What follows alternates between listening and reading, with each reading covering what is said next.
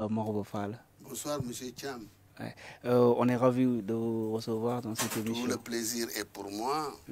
Tout le plaisir d'abord de venir à votre émission Bibliothèque, ici dans le cadre de la librairie Harmattan, dirigée par un homme entrepreneur. Je veux parler de M. Abdoulaye Diallo, qui mérite d'être encouragé. Et l'autre plaisir, c'est de venir à votre télévision dirigée par une femme de fer, Jigen Djoumangour, Maïmouna Ndour Faye, vraiment, et parler de littérature et parler surtout de cet ouvrage qui me tient à cœur, Faracini, conte d'aujourd'hui pour les enfants de demain. D'accord. On va revenir sur tout cela, mais alors c'est un conte, vous l'avez dit, qui retrace dans la première partie le périple de trois amis inséparables. Et dans ce voyage, il y a tout. L'honneur, l'amitié, la fidélité, l'aventure, la dignité, les valeurs chez l'homme. Peut-être la première question, c'est, vous dites Faracini, un conte d'aujourd'hui pour les enfants de demain. Pourquoi vous voulez parler aux enfants en utilisant le mystère, le fantastique dans ce livre?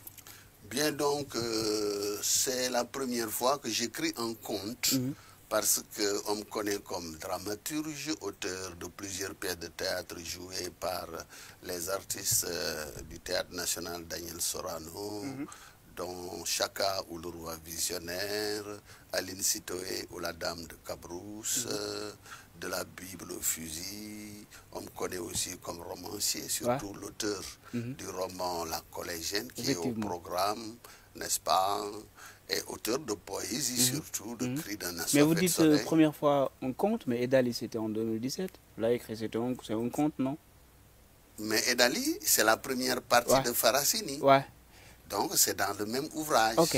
Mais on a mentionné comme c'était en 2017. C'est-à-dire que je l'avais déjà publié. La première partie, je l'avais publiée chez un éditeur qui n'avait peut-être pas tenu ses promesses.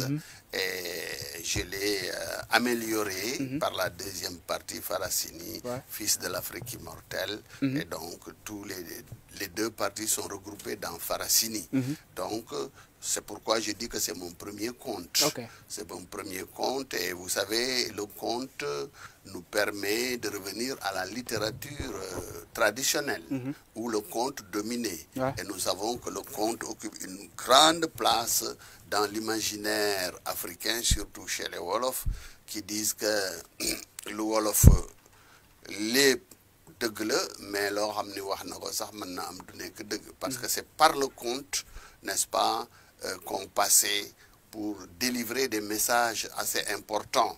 Donc c'est pourquoi moi aussi, en tant qu'enseignant et parent d'élèves et soucieux de l'avenir de la société sénégalaise, j'ai voulu utiliser le conte, n'est-ce pas, pour parler aux enfants d'aujourd'hui, aux enfants de demain aussi. Et c'est pourquoi, comme vous l'avez souligné, j'ai mis en situation trois amis inséparables qui font un voyage qui est une sorte de voyage initiatique parce que ils apprennent tout au long de leur parcours, ils rencontrent des hommes, ils rencontrent des choses, ils traversent la nature et au bout de leur aventure, ils apprennent beaucoup de choses. Les trois amis, c'est Moa, Amo et Homa. Je sais pas moi, c'est une paronoma, c'est une paronymie, je sais pas comment vous qualifierez. C'est pour montrer qu'ils sont inséparables. Donc, j'ai utilisé des noms qui s'écrivent avec les mêmes lettres. Ce sont des anagrammes. Moha, Amo, Homa. C'est la même chose, j'ai interverti pour montrer leur lien, tout simplement, parce que le nom est très important dans la société africaine, donc qui se ressemblent, s'assemblent, et pour montrer leur caractère inséparable, je n'ai pas voulu utiliser des noms qui les différencient, mais j'ai utilisé les mêmes lettres pour leur donner des noms. D'accord. La question que j'ai posée tout à l'heure, c'est que vous faites un conte mais en utilisant le fantastique quelque part. Pourquoi ce choix? Non, mais en général, le conte va avec le merveilleux, avec le fantastique. Parce que le conte, ce n'est pas la réalité. Si je voulais parler de la réalité, j'aurais fait un récit. Ouais. Ce n'est pas un fait divers, mais c'est un conte. Et le conte utilise, n'est-ce pas, le merveilleux, des animaux qui parlent, des personnages qui ont une dimension surhumaine, etc., etc. Donc c'est ça. Quel message ça peut renvoyer, le fait par exemple de faire un conte et d'utiliser quelque chose d'imaginaire, comme vous l'avez dit, quelque chose de féerique? Ça renvoie à quoi? Non, mais l'imaginaire, le fantastique, ça ouvre des portes. Parce que aussi, si on se limite au réel seulement, on n'apprend rien aux gens, par exemple. Par exemple, il y a le génie qu'il rencontre, n'est-ce pas, qui sautille, etc. Et ça n'émeut pas les trois amis parce qu'ils sont bien éduqués. N'est-ce pas? Et c'est pourquoi ils se disent que c'est une créature comme eux, parce que c'est une créature de Dieu et on n'a pas le besoin de juger les créatures de Dieu, tout simplement. On les accepte tels qu'ils sont. Et d'ailleurs, le génie a été très touché par leur comportement et c'est pourquoi il les a gratifiés de bénédictions. Effectivement. Je vous cite, vous dites, si vous décidez de fonder un foyer, soyez très regardant. Ne choisissez pas une femme, cherchez une épouse. Pourquoi vous dites ça? Comment on peut comprendre? Non, là, parce qu'avant de quitter leur amour, Chamberlain, ils sont allés voir un sage, comme font les enfants bien éduqués. Ils ont d'abord la permission et la bénédiction de leur père et mère, mais aussi il y a l'érudit du village qu'ils sont allés voir, et c'est cet érudit qui leur donne des conseils, n'est-ce pas, pour leur dire ce qu'il faut pour un jeune. Le jeune doit s'armer de curiosité, il doit s'armer aussi de courtoisie, et il leur donne, parce que comme les trois garçons doivent aller à Galgi, parce qu'ils ont entendu que le roi prétend avoir une fille qui est la plus belle fille du monde, et tout le monde se dispute sa main, il leur explique que il ne faut pas choisir une femme, une épouse, pour sa beauté, mais c'est peut-être pour ses vertus, n'est-ce pas? C'est ça, comme on le dit en Wolof, Jabar wutena ak soxna. Jabar mom yombna, mais soxna mo jafé. C'est différent. C'est très différent parce que la femme, comme on l'explique dans l'ouvrage, n'est-ce pas? C'est comme un mets qui est déjà prêt. Et n'importe qui peut en jouir. Mais la femme qu'on appelle Sohna, c'est celle qui est pétrie de qualité, pétrie de vertu, n'est-ce pas? Et c'est l'épouse idéale, c'est ça, n'est-ce pas? Ce n'est pas sa beauté extérieure, mais c'est sa beauté intérieure qui en fait, n'est-ce pas, une femme idéale. Ça vous tenait à cœur de montrer cette différence-là entre femme et épouse dans notre société, Oui, bon, c'est un message pour les jeunes. Parce que la plupart des hommes, surtout les jeunes, ils sont aimantés, attirés par le physique, la plastique d'une femme. Et c'est ce qui les pousse. Mais quand vous cherchez une femme, ne cherchez pas une belle femme. Parce que si vous cherchez une belle femme, vous allez y trouver d'autres comme vous, n'est-ce pas? N'est-ce pas? Et c'est ça, hein? Méfiez-vous des belles femmes seulement. Ce sont les hommes sans imagination qui se laissent piéger par une belle femme. Je vous cite encore, vous dites aussi, sachez que les armes de la jeunesse sont la politesse, la disponibilité, la curiosité. Sachez surtout que les apparences sont trompeuses. Oui. Quand j'ai lu sur beaucoup de passages, c'est comme si vous teniez à éduquer, à faire comprendre aux gens, il ne faut pas faire ceci, il faut faire cela. C'était le but visé. Non, c'est le but aussi du conte, parce que dans le conte aussi, il y a des messages. Et comme vous le voyez, c'est un message destiné aux jeunes. Donc, on leur demande quand même de s'armer de certaines vertus, dont la curiosité. Le jeune doit être curieux, il doit chercher, il doit savoir, etc. Donc, c'est ça, ce sont vraiment des armes qu'on met entre leurs mains pour qu'ils puissent, n'est-ce pas, s'en sortir dans leur vie, n'est-ce pas? C'est ça. Et je suis d'abord un enseignant, un parent, et je suis soucieux de l'avenir de la jeunesse. Ok. La jeunesse, quand vous regardez aujourd'hui, on dit beaucoup que les jeunes n'ont pas de travail dans notre société. Bon, bien que ils sont les anciens comme vous leur donnent des conseils, faut faire ceci, il faut faire cela.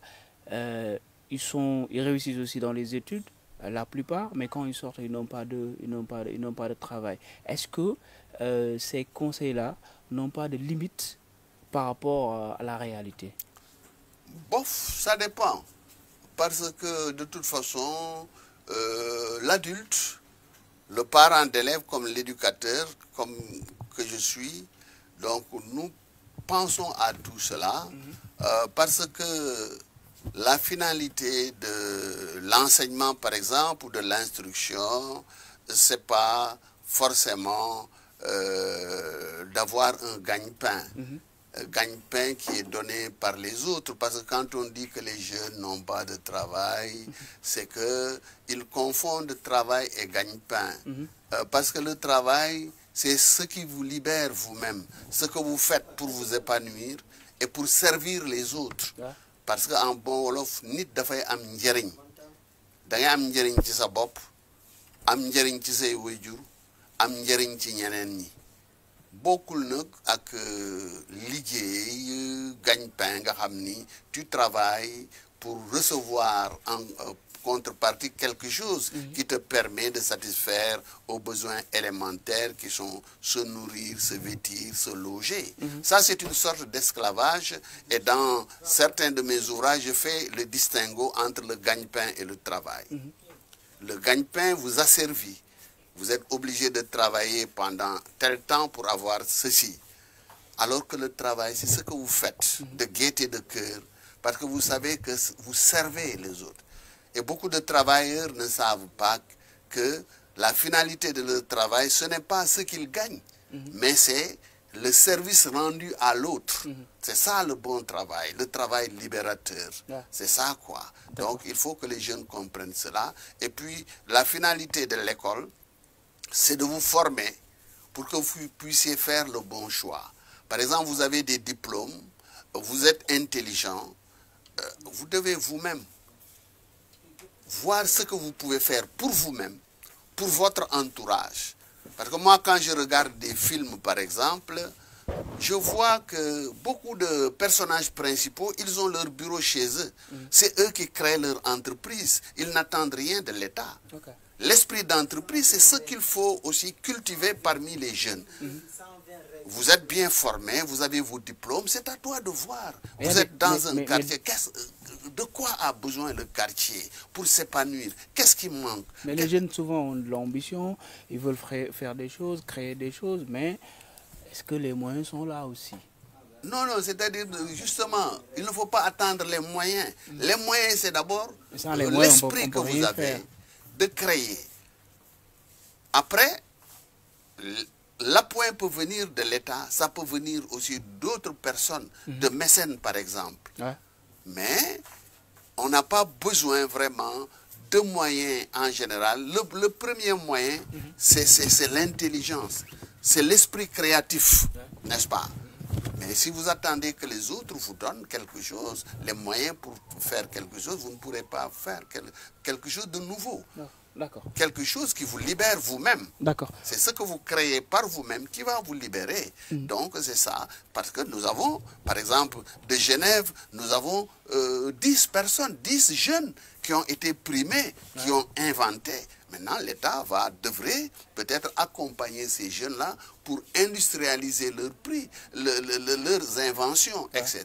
C'est là qu'on attend l'État. Mais ces jeunes-là, est-ce qu'ils ont attendu des moyens pour créer ce qu'ils ont créé? Non, ils ont usé de leur jugeote, de leur créativité, de leur esprit d'entreprise pour créer des choses nouvelles. Ils ont inventé, nous avons des inventeurs ici. Et les inventeurs, on les trouve même parmi des gens qui n'ont pas usé leur caleçon à l'école. Hein. Vraiment, parce que le Sénégalais, il est doté d'une bonne intelligence. Dieu merci, je touche du bois. Maintenant, c'est à l'État de comprendre cela et d'être attentif, d'être vigilant et d'accompagner ces gens-là. D'accord. On va revenir sur le livre, sur les langues. Parce que bon, sur les langues, je sais que absolument, pourquoi pas. Je sais que ça tient à cœur. Et puis quand on parcourt le livre, on voit que vous utilisez beaucoup les langues locales, notamment le Wolof. Vous évoquez Kocc Barma, etc., avec des citations aussi en Wolof. C'était important pour vous aussi de mettre en exergue, de montrer ces langues locales-là, comme le Wolof par exemple. Mais oui, bien sûr, parce que quand même, je suis sénégalais, je suis Wolof. Et j'écris en langue française, mais il ne faut pas qu'on me confonde avec un auteur français de France.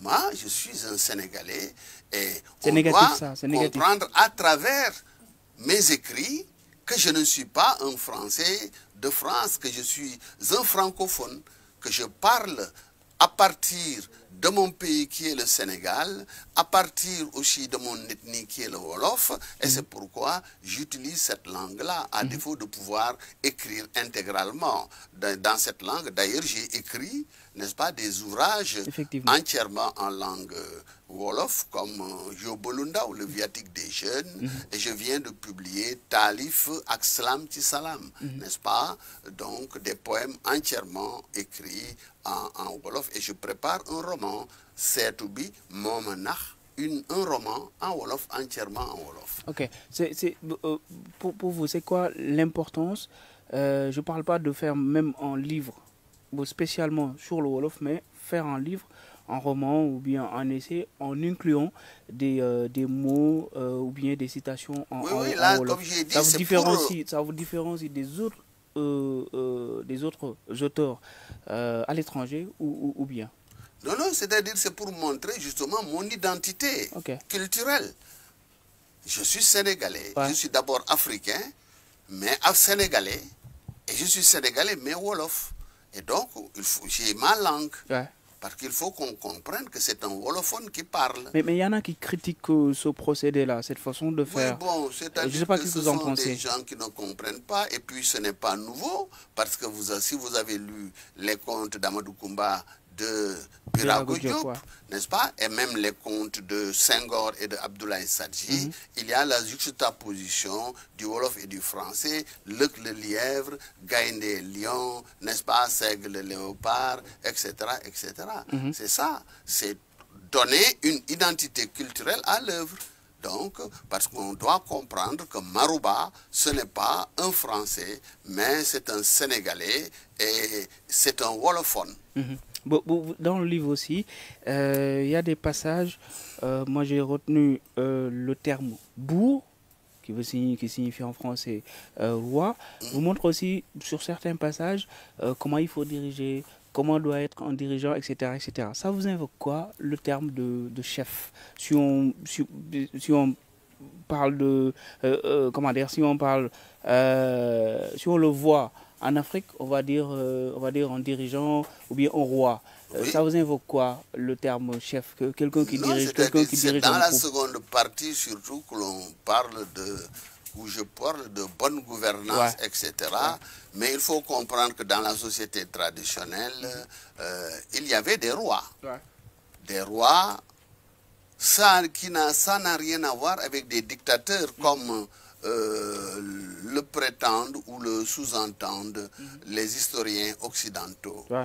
Parce que même si nous avions des rois, mais les rois aussi dirigeaient n'est-ce pas, de façon collégiale, les royaumes ou les empires, tout simplement parce qu'il y a la notion de l'arbre à palabres. Il y avait des assemblées et le roi, n'est-ce pas, il ne décidait pas tout seul. Il avait aussi ses collaborateurs qu'il consultait.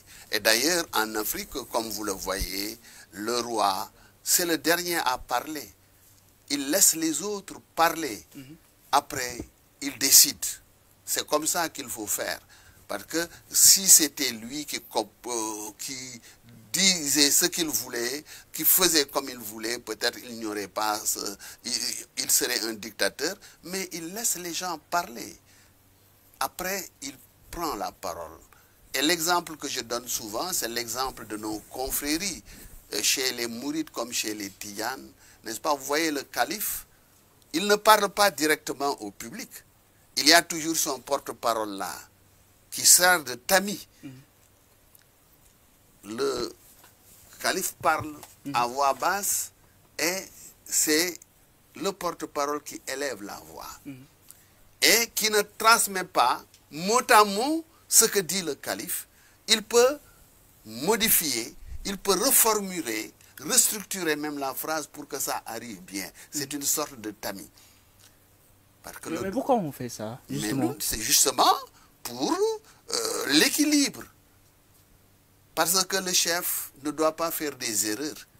Et pour éviter de faire des erreurs, il passe sa parole à travers son porte-parole, qui est souvent un griot, qui va tamiser, qui va reformuler pour que ça arrive au public. Donc, et puis ça, c'est formidable. Ouais. Ah bon? C'est formidable. Non, mais ça montre quand même que les Occidentaux qui nous jugent n'ont rien compris. Nous, en tout cas au Sénégal, on a une culture extraordinaire. Mais on voit de moins en moins, je dis, on voit de moins en moins cette façon de faire aussi. Non, jusqu'à présent, si vous allez chez les mourides, c'est comme ça que ça se fait. Chez tous les chefs religieux, ils ne parlent pas, c'est rare que vous voyez les chefs parler directement. Il y a toujours un porte-parole d'ailleurs qui le représente auprès des autorités, mais le calife ne parle pas directement. C'est pour éviter ces erreurs. Mais est-ce que ce n'est pas curieux, selon vous, par exemple ce que vous expliquiez tout à l'heure, le fait que l'héritage de la tradition africaine, c'est le roi, comme vous dites, c'est le dernier qui prend la parole, c'est le plus respecté du clan et tout. Et puis, vous disiez tout à l'heure que quand dans le royaume, on prend des décisions collégiales. Mais aujourd'hui, par exemple, quand vous regardez en Afrique, ceux qui nous dirigent d'habitude sont des dictateurs, etc. etc. Est-ce que ce n'est pas curieux, le fait que nos ancêtres, plus ou moins, respectaient la démocratie, les gens et tout, etc. Et puis aujourd'hui, quand vous regardez les chefs d'État africains, c'est tout le contraire. Oui, ce n'est pas curieux, pour la simple raison que nous avons des dirigeants qui font du copier-coller, qui imitent ce qui se fait en Occident, tout simplement. Parce que si, après l'indépendance, les chefs d'État africains s'étaient inspirés de ce qui se faisait et n'avaient pas fait foi aux historiens qui disaient que l'Afrique était mal dirigée, que c'était des dictateurs, etc., mais ils auraient fait autrement. Ils auraient refondu les lois. Ils auraient changé beaucoup de choses. Malheureusement, ils ont voulu diriger l'Afrique comme les Occidentaux dirigent l'Europe et l'Amérique.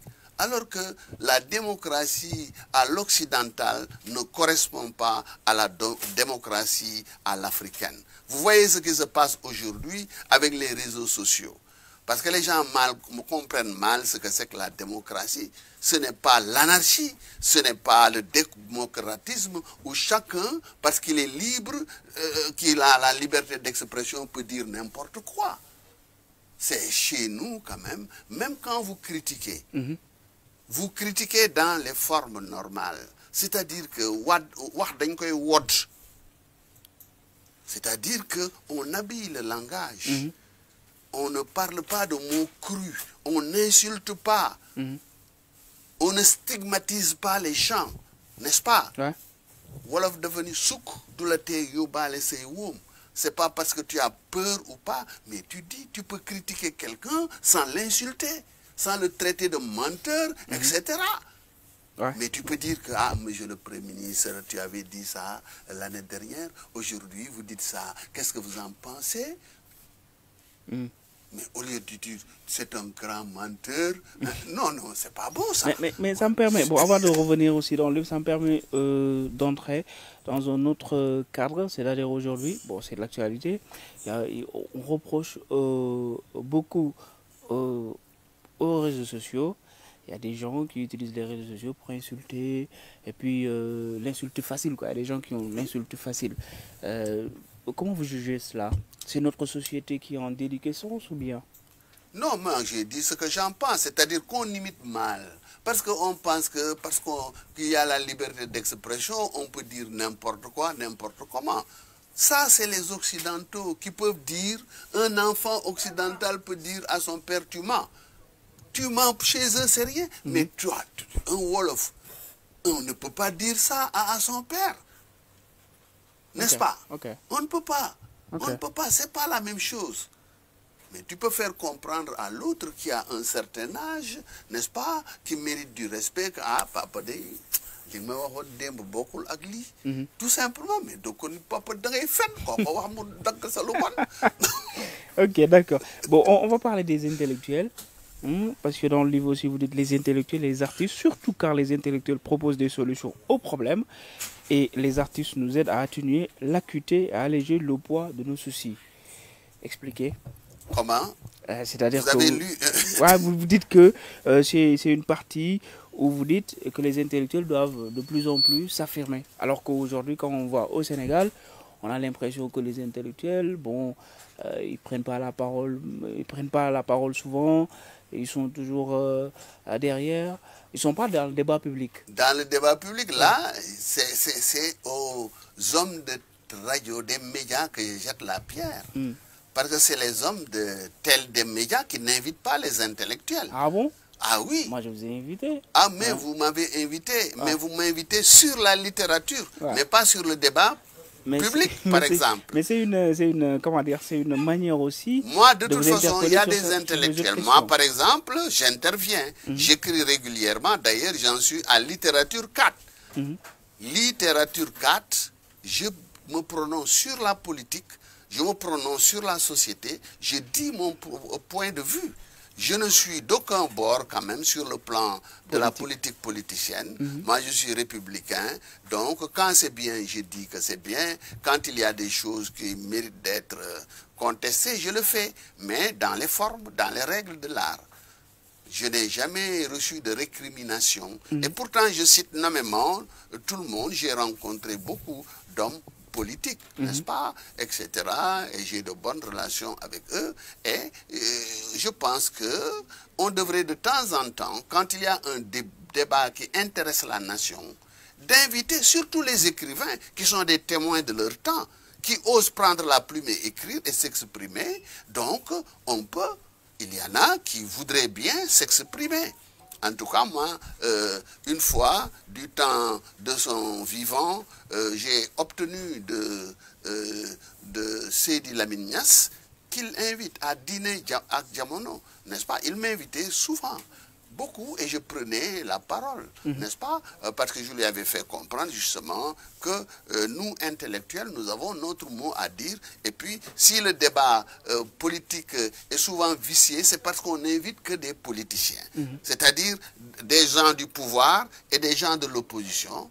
Ah, ce n'est pas étonnant qu'ils se crêpent les chignons devant tout le monde. Mais si vous appelez des hommes d'équilibre, c'est-à-dire des intellectuels purs et durs, qui ne sont d'aucun parti, ils peuvent faire la différence. Donc vous pouvez inviter un homme du pouvoir, un homme de l'opposition, mais au milieu, vous invitez un écrivain, un intellectuel, un professeur de haut niveau, qu'il soit à l'université, qu'il soit au lycée ou qu'il soit un écrivain.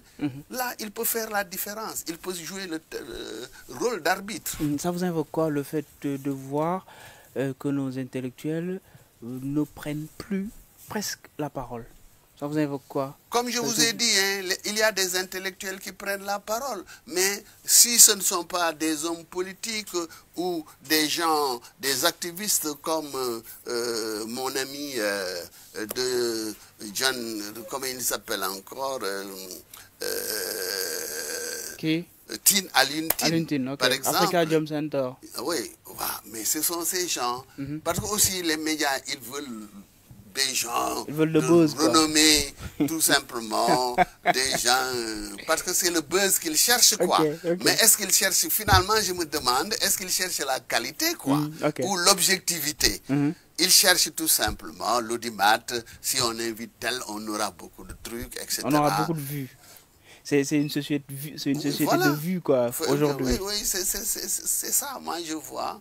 Mais c'est dommage. Mais il y a beaucoup d'intellectuels qui aimeraient prendre la parole. Ça au fond le cœur, le fait de voir qu'il y a des gens qui disent, ouais, bon, on a telle vue, au détriment de ce qui est important, de ce qui est vital. Oui, parce que c'est ça qui est nocif. Parce que aussi ça, c'est le populisme, c'est du folklore. Et j'ai souvent honte quand je visite certains sites où c'est grossier, quoi. On ne fait que stigmatiser des gens, insulter directement. Vraiment, ça ne ressemble pas à notre société.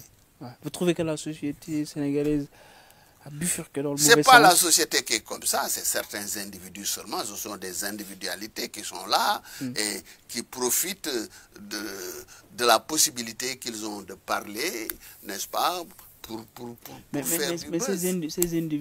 Ces individus-là sont quand même représentatifs de la société aussi. Oui, représentatifs d'une infime frange de la société.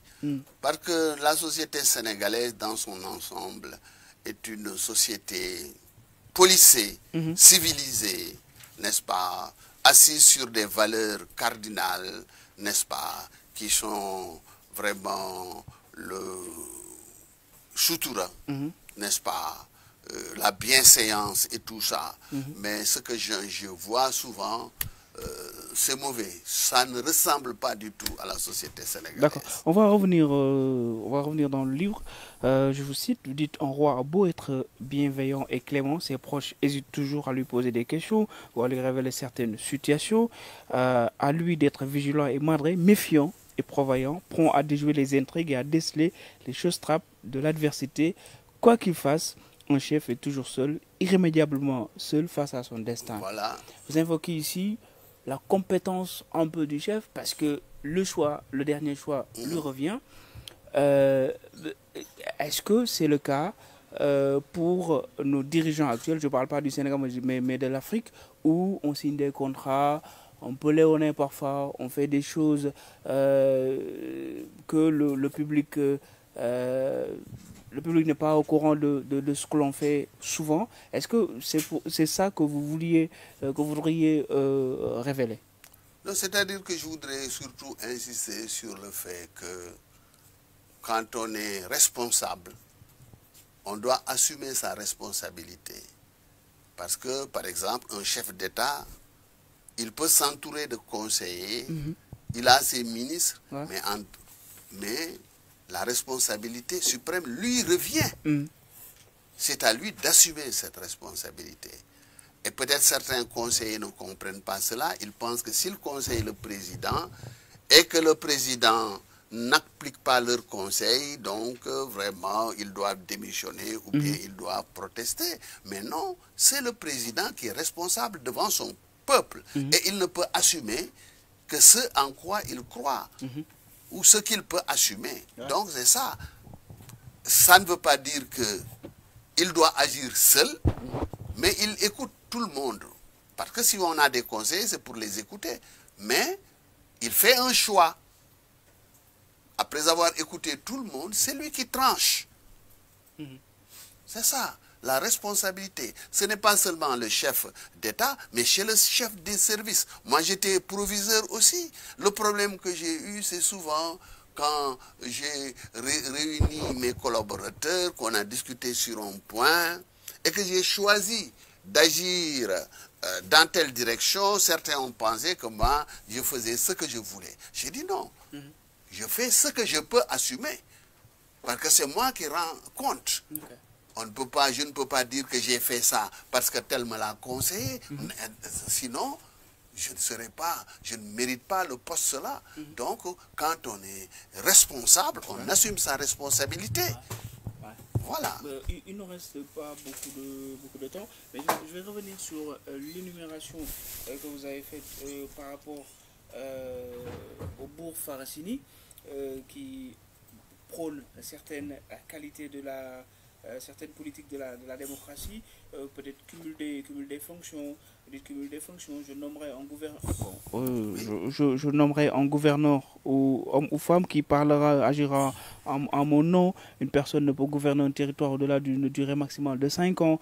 Ça fait allusion au mandat. Tout dignitaire de l'Empire qui se servira de son statut pour s'approprier illicitement des terres. Ça, c'est le fait de collectiviser les terres de façon globale. En fait, beaucoup de décisions qui vont avec la démocratie. Est-ce que ce n'est pas contradictoire le fait qu'on vous voit comme un écrivain classique qui prône d'autres valeurs africaines si on dit que la démocratie est une politique importée? Est-ce que ce n'est pas contradictoire le fait que vous prôniez des valeurs démocratiques? Non, ce n'est pas au contraire, c'est pour ramener les choses telles qu'elles étaient. Parce que tout à l'heure vous disiez que la démocratie, en fait, il y a des choses qu'on a importées. C'est-à-dire que la démocratie occidentale ne peut pas être comme la démocratie en Afrique. Parce que la démocratie occidentale, par exemple, quand on parle de liberté d'expression, la liberté d'expression telle qu'elle est appliquée en Occident ne peut pas être appliquée telle qu'elle est en Afrique. J'ai donné l'exemple. On ne peut pas dire à son père que tu es un menteur. De la même manière, on ne doit pas dire à un chef d'État africain, tu es un menteur, etc. Mais on le lui dit d'une autre manière. C'est ça. Avec diplomatie. Oui, c'est-à-dire que, comme on le dit en Wolof, wax daal dañ koy wot. Ok, d'accord. Ak loo mën a wax, mën nga critiquer, mais du noonu nga koy critiquer. Et puis, l'opposition en Afrique, ce n'est pas frontal.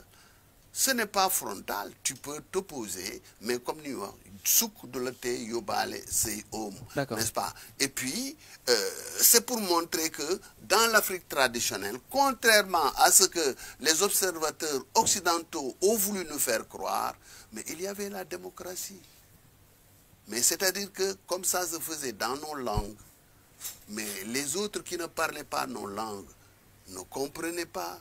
Et puis aussi, qui veut noyer son chien l'accuse de rage. C'est que les Occidentaux aussi, pour venir dominer, ils ont diabolisé les Africains, ils ont dit qu'ils étaient des barbares, ils n'avaient pas de culture, donc pas de démocratie, ils ne connaissaient même pas Dieu. C'est eux qui devaient leur montrer Dieu, c'est pourquoi ils sont venus implanter leur église, etc. Alors que ce n'est pas du tout vrai. Donc c'est aux historiens africains, aux écrivains africains de rétablir la véritable histoire de l'Afrique, de montrer les choses telles qu'elles se passaient en Afrique traditionnelle. Par exemple, les droits de l'enfant, les droits de la femme. Mais il n'y a pas de femme plus émancipée que les Africaines. Au Sénégal, vous savez que la femme occupe la place la plus importante dans un ménage, n'est-ce pas?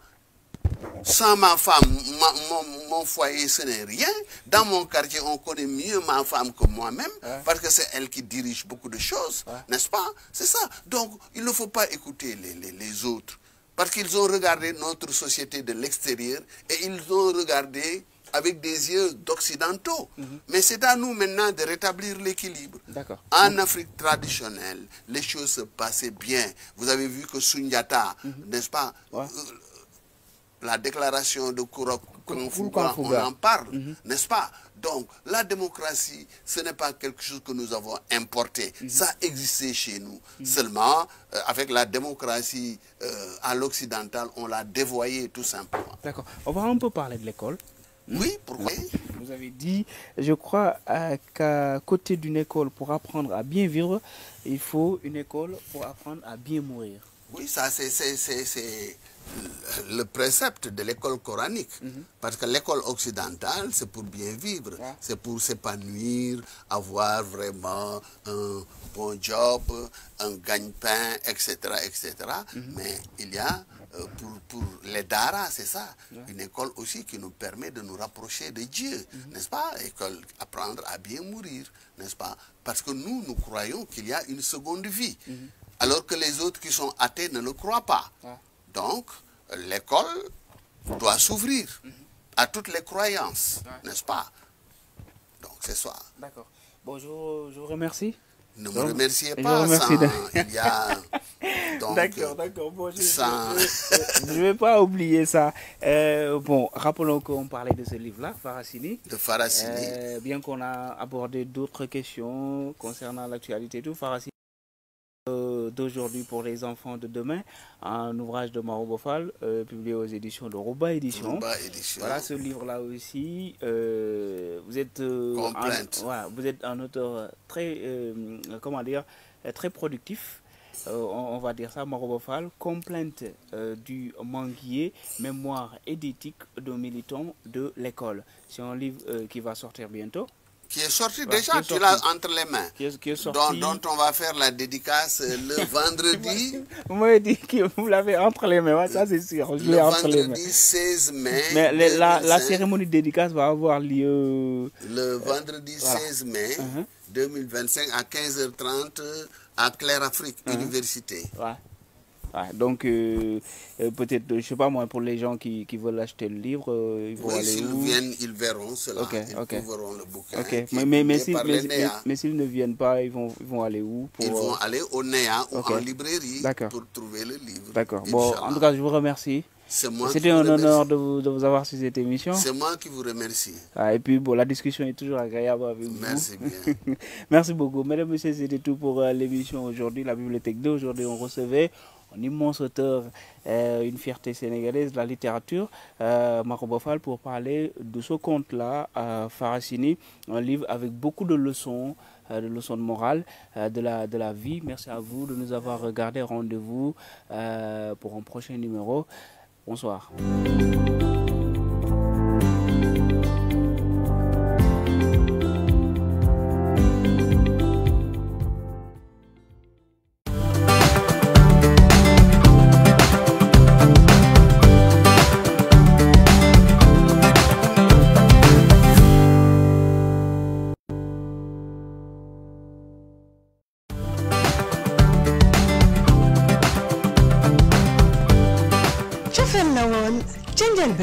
mbëggeel daa di lalu mbëggeel gu amul ab te bëri doole lool ci wàllum télévision googu mbëggeel moo jur tey 7TV suñuy programme tënku ci xarañ tegu mag ànd ak xalaat yu kawe boo weesu seen njortu ndax fi jamono toll télévision dafa yittewoo ay xalaat yu yees góor ak jigéen yu farlu ngir dundal ko ñu boole suñu xol di leen jox ay xibaar ci réew mi ci bitim réew ak ci doxinu jamono suñu bëgg-bëgg di télé bu wër àdduna bu ñëpp di safo dal nag jàmm ci seen télévision 7TV 7TV di télévision doonaat bànneex ci yéen 7TV télé bi ñu nuru ba noppi di dajale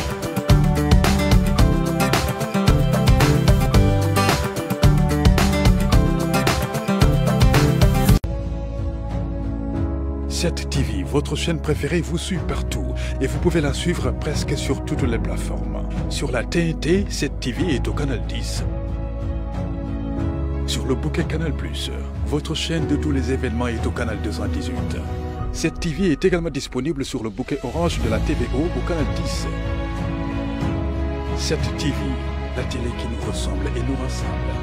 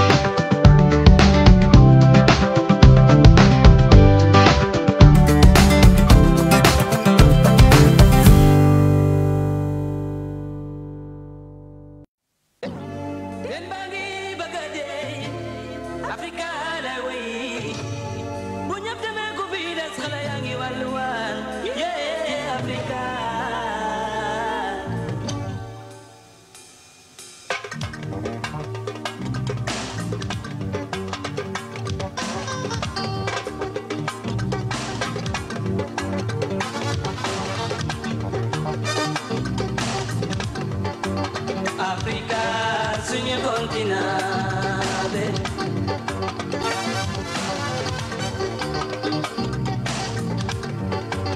Africa suñu continente. Te ñoo jéem a booloo te liggéey.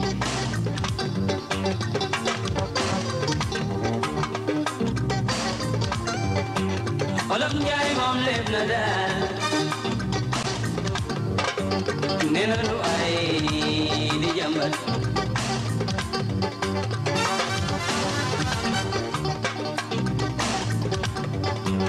ñi ngi naan États-Unis ñi ngi naan Europe 92 pourquoi pas l'unité africaine.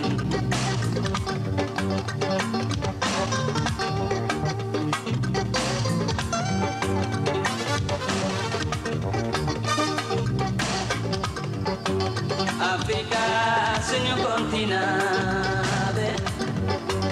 Te ñoo jéem a booloo te liggéey.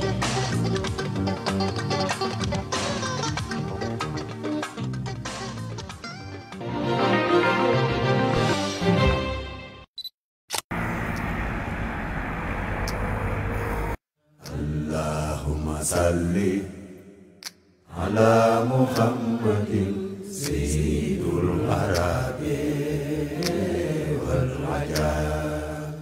Allahumma salli ala Muhammadin sayyidul arabi wal ajam.